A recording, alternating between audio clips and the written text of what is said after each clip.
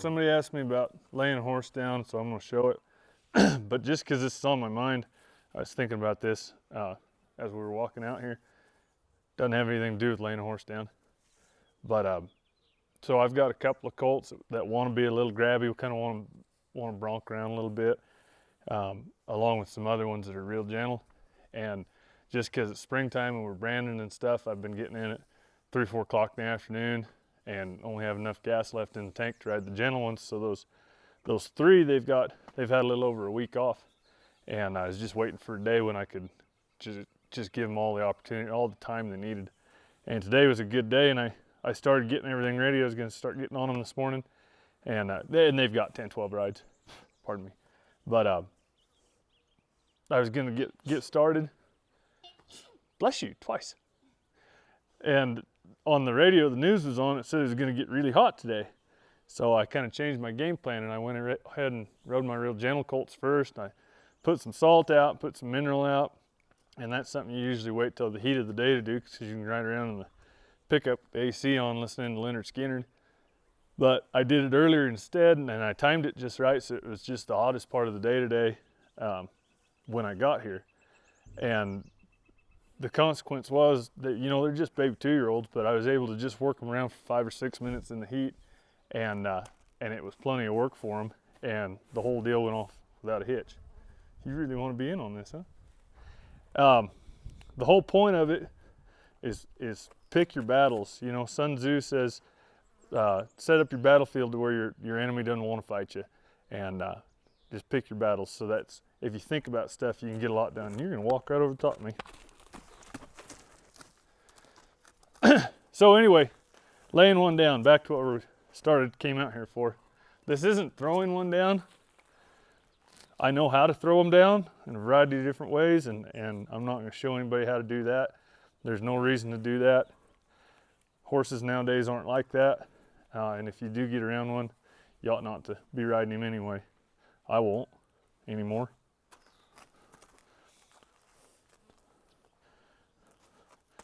I just step him into my loop there. And this, I could do it regular on this colt, but just to show something that's a little grabbier and a little harder to be around.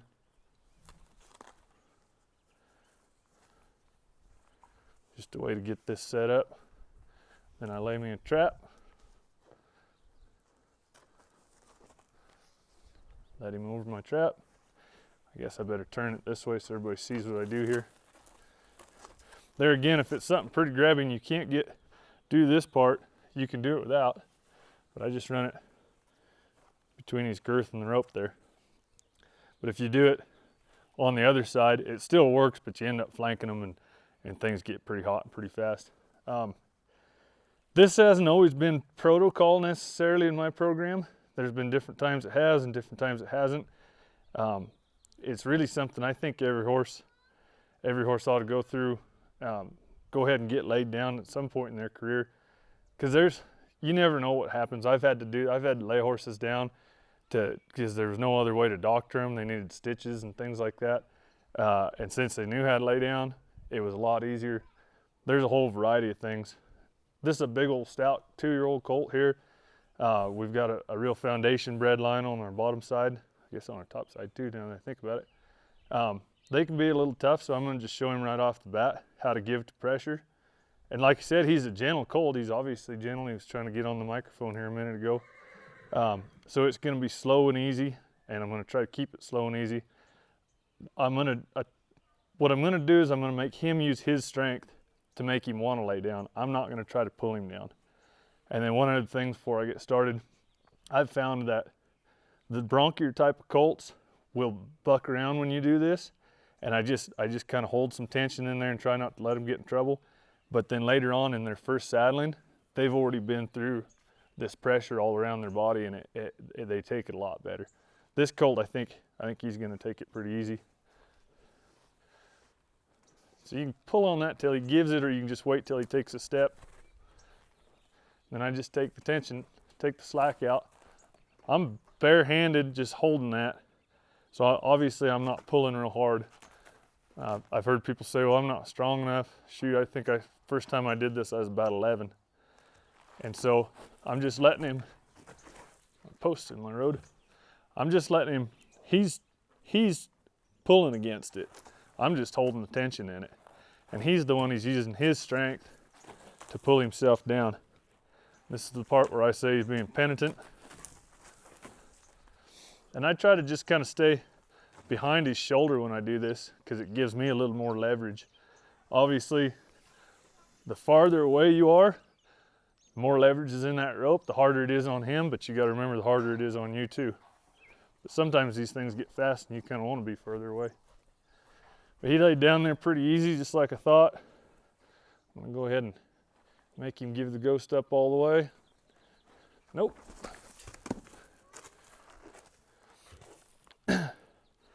And so, like I said, this isn't a bad colt or bronchi colt or anything. I don't really like where I'm at. Don't like that much either. But I have had ones that are, and they'll go down but won't stay down, and they just want to be tough. I'll just lay them down, let them up, lay them down, let them up, lay them down, ask them up, lay them down, get them up. And then when I can't get them up anymore, just flagging them around and clucking to them, then I call it good, and I just leave them lay there, take my rope off, leave them lay there, and I go have lunch. He wasn't sure he really gave the ghost up there. Laid down once, but he didn't think he was gonna let me come up on him in that position.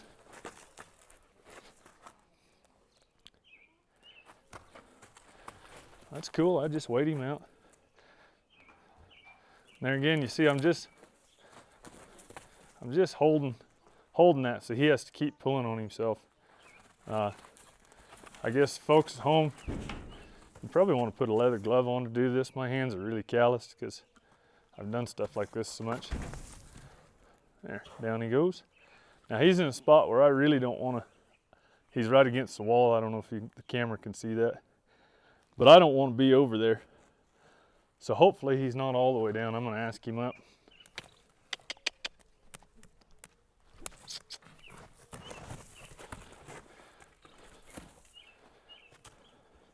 Hope he finds a better spot to go down. All this is doing, like I say, this isn't hurting him in any way. Doesn't appear that it's scaring him necessarily because he's not really fighting it, but it's just, this is his first lesson in giving the pressure. He's gonna lay down right on that cotton picking wall again, but in a little better spot for me. Hey, you're all right. You're all right. Just timber him all the way. Don't let him bang his head. So this is a point you can just sit here and talk to him and pet him. See, he wasn't all the way down, he said. I touched him on the ear there, on the blind spot on his head. Oh well, gosh, that ain't that bad, I guess. Ooh. You won't let me up anyway, I may as well just lay here. That's a good time to get around their muzzle. And like I said, there's a lot of reasons to do this. This used to be I pulled wolf teeth. Not digging it, he says. Same with that lead rope. I'm not pulling him back down. I'm just putting some tension in it. If he wants to argue and get up, I'll let him get up. We'll do it again.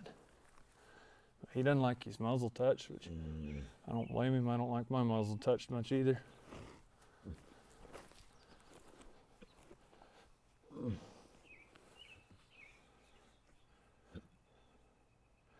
We just work it out. I'm a guy in all this kind of stuff. I don't go for acceptance. You don't have to accept it. You don't have to like me touching your muzzle, but you do have to tolerate it. And he's obviously not tolerating it. Once he tolerates it a little, I'll back off, go do something else. There's a little tolerance there. Good deal. You notice I keep this in my hand, the lead rope and this rope, especially because I'm not in a really cool spot right here for my team. If he gets up, I've still got a hold of him, still got considerable amount of control over him. Rub him on his girth. Take this foot. I can take that foot if I want, can I? Rub him on his belly. An almost foolproof trick once you get them down is if you grab their tail and see how he doesn't take it back from me. It's real loose. If they're not committed to staying down, you grab that tail and they'll suck it back. Almost foolproof. He says, I don't want you messing with my hind leg. I really don't like that.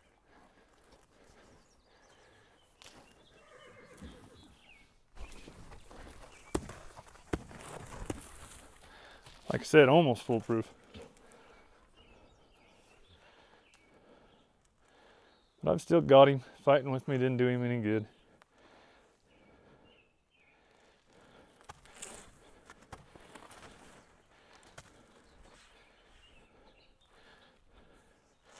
And you can't blame him for not liking that leg touched. You know, he's a 2-year-old range colt.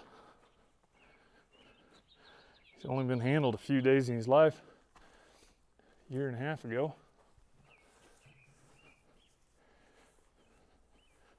Oh, you fat son of a gun, you. Got a crimp down in there.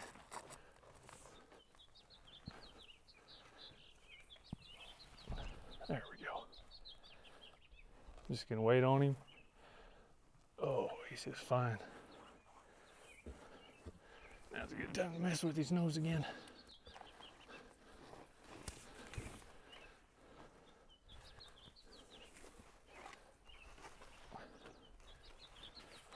If I could get that out from under him, there's a better way to pull him down.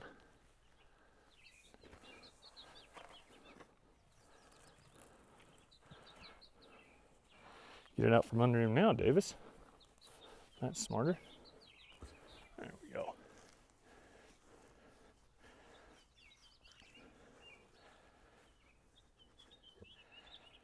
This can, I think a lot of people, when they do have them down like this, they probably spend more time than I do rubbing on them and talking to them. I think it would benefit me if I'd spent more time, but I don't have 1 or 2 colts to ride. I've got 40 of them. So they each get their piece. There again, he said he wasn't going to tolerate that anymore. I'm in not a real groovy position here, standing right in front of him, because he is strong enough to get up, and he'll end up getting on me if he does. Back to with all my safety tips: do as I do, not as I, or do as I say, not as I do.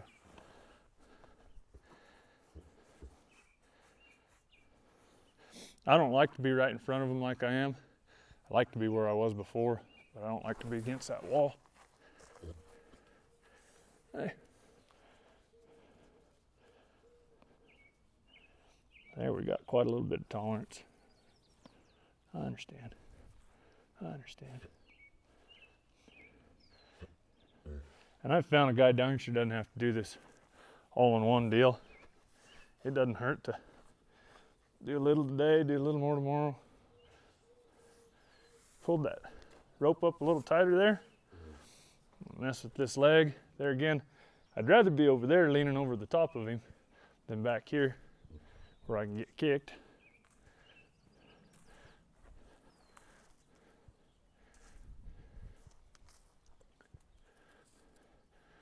Remember when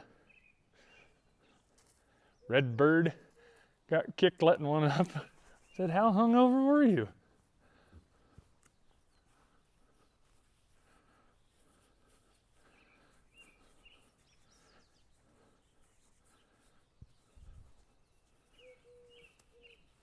He was really on his hocks where he didn't like it, and that's really where I don't want to reach that far.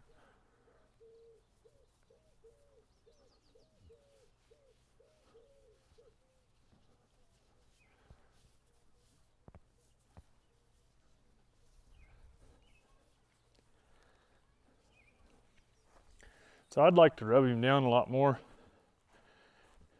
in the future, but because he's trying to be so good for me,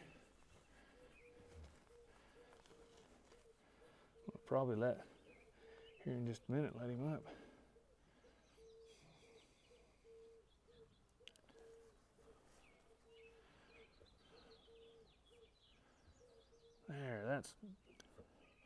That's what I was going for, about touching your lips. I really don't blame you. I wouldn't dig it if somebody came, jacked my leg up, laid me down, and then played with my lips, but we do it anyway. So he's ready, and I hope he stays down because I'm not 100% prepared here. I forgot part of my toolkit, but if he gets up, I'll just lay him down again. So I'm gonna put some sidelines on him and then let him up and let him cruise around and eat some grass. These are sidelines. You saw the homemade ones that I made on one of those other videos. They work exactly the same way. These were just closer. So I'm gonna slip this on here. I'm kind of stealing this.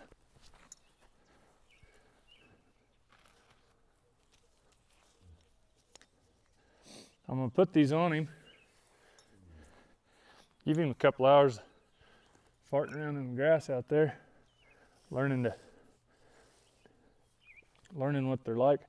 Same deal, I'm using his own strength to teach him to give those feet.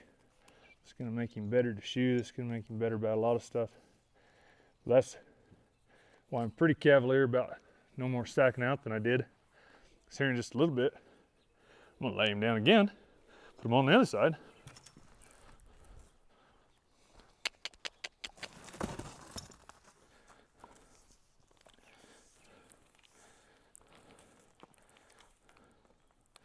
And I'm gonna hang out with him, hole in my shirt.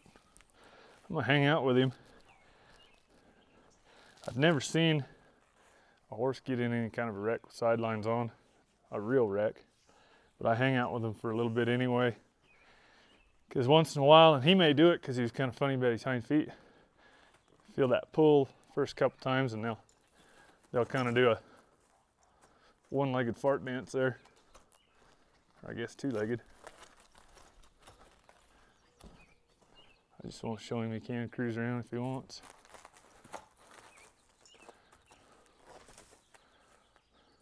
He says, that's awful rude of you trying to lead me. We're gonna kind of do a series with this colt, so I'm just jumping ahead a little bit. Here tomorrow, I'll go through my sacking out process. I'll have him sidelined, and I'm just gonna start sacking him out with a literal gunny sack. That's why I call it sacking out, not flagging. But I'll get all around him, get him touched everywhere on his body, like that. So that's just kind of show you the whole purpose of